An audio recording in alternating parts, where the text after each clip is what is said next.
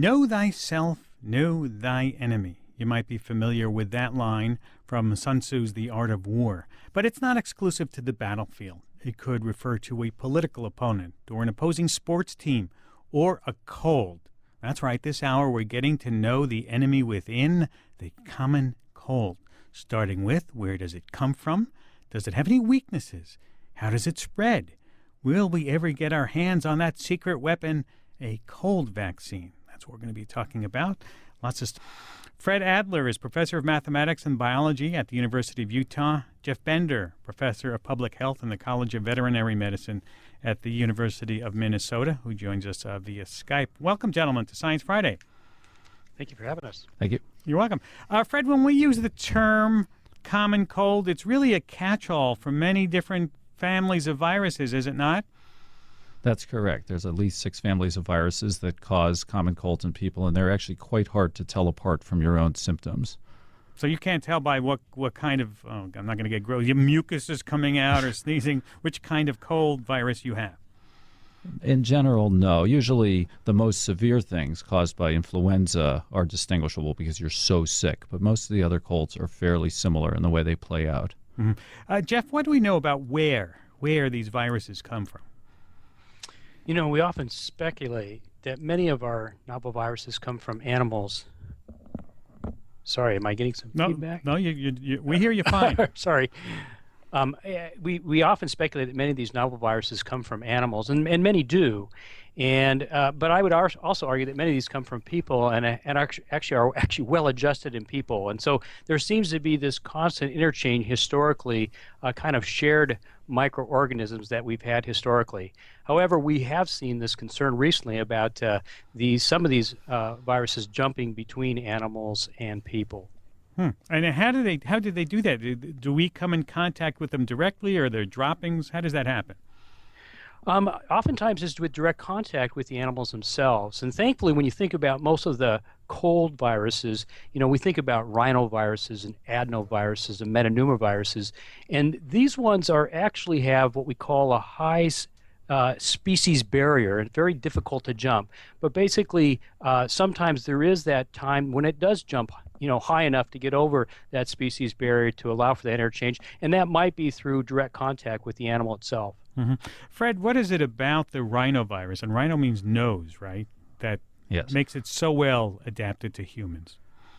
I think there's a few things. One, as Jeff just said, it's perfectly human specialized, so it's good at its job because it mainly does one thing.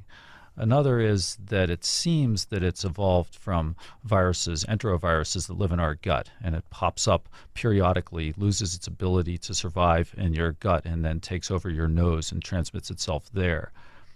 And third, there's this huge diversity of them, at least 150 types of it. So you have a long life to look forward to getting fresh new rhinoviruses. But does that mean, you know, this is a question we get asked, and I've asked all the time. I've had, you know, a family of kids. If I get a cold and my kid gets the cold and I get over the cold, am I immune to the cold I just gave to the kid?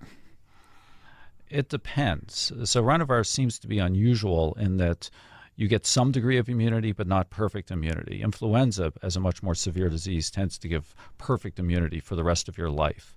So rhinovirus immunity, for reasons that are not fully understood, fades over time. And so not only are there 150 different rhinoviruses you can get over the course of your life, but you can get them more than once.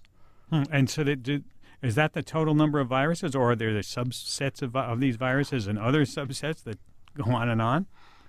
It's hard to know exactly how many there are. People have now taken to characterizing them by genetic sequencing, and once again, they characterize about 150 rhinoviruses. I don't think there are that many others, to tell you the truth. And then there's roughly 50 other virus types in these other families that can also cause these colds that are so hard to tell apart. Is that one of the problems in developing a vaccine for a cold virus? There are so many of viruses? Yes, that's right. So there's been some exciting new trials just came out this year on a vaccine, and they managed to pack 50 different types into one vaccine and showed a good response, at least in mice and in rhesus macaques. And so it is possible that somebody could load up a vaccine with a lot of these different common colds and induce pretty effective immunity. Jeff Bender, is it possible to trace back in history when viruses started spreading from animals into humans? Yeah, I think for some of these, we're getting the tools to better detect, when we see the divergence or change over time. Some of these viruses are quite older. Actually, some are actually quite new. I think a good example of one that manifests itself with some common cold system is the metapneumovirus. And I think it's speculated that it probably in the last couple hundred years, that transmission probably from birds to humans occurred. But again, I think we have a lot to learn here still regarding when and how often these interchanges occur. Donna Henderson tweets in, wants to know, why is it called a cold? When you think about it. Where did that start? I mean, traditionally it's because they're associated with winter, and so people assume that colds caused colds. And rhinovirus itself is not that actually tightly associated with the winter season. People get rhinoviruses all year. We just think of them differently in the summer, and they're maybe more annoying because you're not supposed to get colds in the summer. But once again, there's some other recent really exciting data showing that the tissues in our bodies and our noses that are not quite as warm as the rest of our body are more susceptible to getting infected. And so maybe there is a real association between cooler temperatures and being susceptible to getting infected by colds. Yeah, I remember we had a story on years ago where we found out that even just having a warmer climate, so I remember the numbers was something like 93 degrees and 86% humidity or something like that the viruses don't survive well in that kind of heat and humidity. Any truth to that? I'm not certain about that. It seems to vary a lot from virus to virus, what sort of external conditions they can tolerate. Mm-hmm. So this new work is more about how our cells that have to spend a lot of their time fighting off viruses are less capable of doing that when they're slightly chilled. That's because their immunity, our body's immunity is down a little bit when we get cold? Exactly, yeah. The functions of cells like interferon that you've probably heard about are reduced when those cells are not at typical body temperature. I like that. It explains a lot. So, Jeff, a lot of people want to know, can you give your cold to your pet or vice versa? That's a good question. I think Fred really has done a good job to say that many of these viruses that we associate with colds are really species specific and really well adapted to people for the most part. And so the ones that we've been talking about, specifically rhinovirus or adenovirus, these really are human specific. And so the chance that we can get something or give something to our pet is pretty unlikely. In fact, the opposite sometimes happens is that we've given some things to our pets. And I think probably most recently we've seen this discussion about influenza, especially when we had the pandemic of 2009. There were a number of reported cases of basically pets actually picking up influenza from their probably sick caretakers or sick human caretakers. Mm-hmm. Let's go to the phones, 844-724-8255. Let's go to Minneapolis, to Wes. Hi, Wes. Welcome to Science Friday. Hi, thanks for having me on. Go ahead. My question was, if you were to, let's say, live in a remote island in the Pacific, would you get a cold, or would somebody else have to show up there to spread a virus to you? Somebody else would have to show up. So there's various anecdotes from the Antarctic, like the Shackleton expedition. Those guys did not get colds because they were so isolated that their population wasn't large enough to support colds at all. And there's others, more recent studies from the British Antarctic Survey showing that they became actually increasingly susceptible to getting colds because they went for months or years without being exposed. Well, what if could a bird show up and bring the cold to you? As Jeff pointed out, most of these colds couldn't come from our birds. I guess if you're unlucky and an avian influenza showed up, that would be a disaster on your remote island. Mm-hmm. Are there diseases, Jeff, that we do need to worry about possibly getting from our pets? For the most part, no. Just simple things that we do can put us at risk. And this gets into some basic hygiene things, which is good to remember even for the common cold. And that gets into good hand hygiene.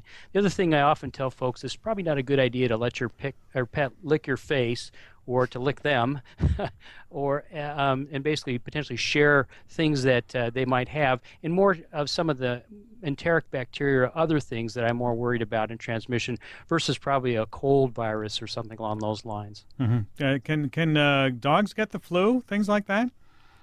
They do. In fact, in the past year, there's been a fairly substantial outbreak of canine influenza, so there are specific strains that we see in dogs. The good news is that we haven't seen that particular strain manifested in people, But it's a good idea that we watch for these viruses because we know that sometimes they're sloppy in their replication, and there are potential opportunities for interchange of those viruses between animals and people. Mm-hmm. What do you think the most misunderstood thing about, I'll ask both of you, about catching or keeping or getting rid of a cold is? What? Hard to say. Is it so because there's so many misunderstood things? You can't narrow it down? I mean, I guess one of the things I think of is people who claim that they've never had a cold in their life. And it seems extremely unlikely there's anyone who's never had a cold. There may be people for whom the symptoms are so mild they don't notice them. And there are many undiagnosed or undetectable viral infections in people. But the idea that I'm 93 and I've never had a cold, I think, is pretty much impossible. Mm-hmm. Go ahead. I didn't mean to interrupt your. That's it. That was my main misconception I can think of. I mean, there's all this stuff about the various folk remedies, but I am not expert on whether or not some of those, in fact, work. We're going to get into that a little bit later in the program. Here's a tweet that came in. It said, from Tweedledee says, I heard that cold viruses mutate their coats so fast that they can duck the immune system and reinfect. Is that true? They mutate very quickly, but not so fast as to reinfect. Viruses, and most of the viruses we've been talking about, have extremely high mutation rates, like 10 or 100,000 times faster than us. So they're very poorly built in general, but even that is not enough for them to completely change their shape. The way that the most dangerous influenza pandemics have emerged is through changing their external coats, but that's something that we see happening only every 2 or 3 years. Let's go to Lindsay in Lubbock, Texas. Hi, Lindsay. Welcome to Science Friday. Hi. My question is, I'd always heard that we get a cold in the winter because we tend to be indoors near other people more than in the summer where we're all walking around outside. Is that true? I would say yes, that one of the primary factors in triggering the spread of colds and other infectious diseases is kids going back to school. And that does do exactly what you say, concentrate them indoors. The other factor that does seem to have some support is vitamin D, that if we spend less time outdoors, we get less vitamin D from the sun, and vitamin D is important in keeping your immune system active. And the idea that it's cold out and that lowers our immunity, perhaps, or to a virus attack?